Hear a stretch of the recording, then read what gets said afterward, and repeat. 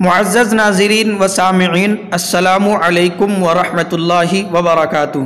اس video میں حضرت مولانا احمد رضا خان صاحب رحمہ اللہ تعالیٰ کے بارے بتائیں گے۔ معزز ناظرین و سامعین، حضرت مولانا احمد رضا خان صاحب متحدہ ہندوستان کے ایک مشہور و معروف عالم دین ہیں۔ آپ رحمۃ اللہ علیہ کی پیدائش 14 جون 1856 عیسوی کو بریلی میں ہوئی۔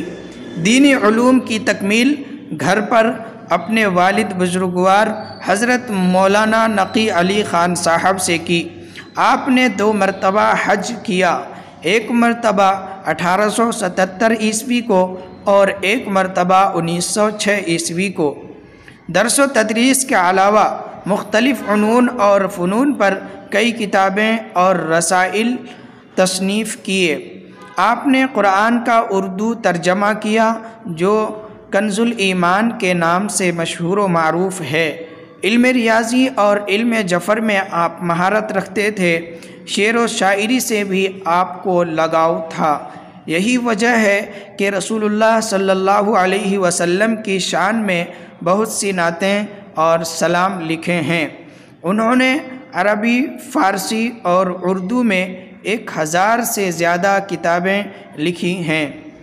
سلسلہ تعلیم: رسم بسم اللہ خوانی کے بعد سے آپ کی تعلیم کا سلسلہ جاری ہو گیا۔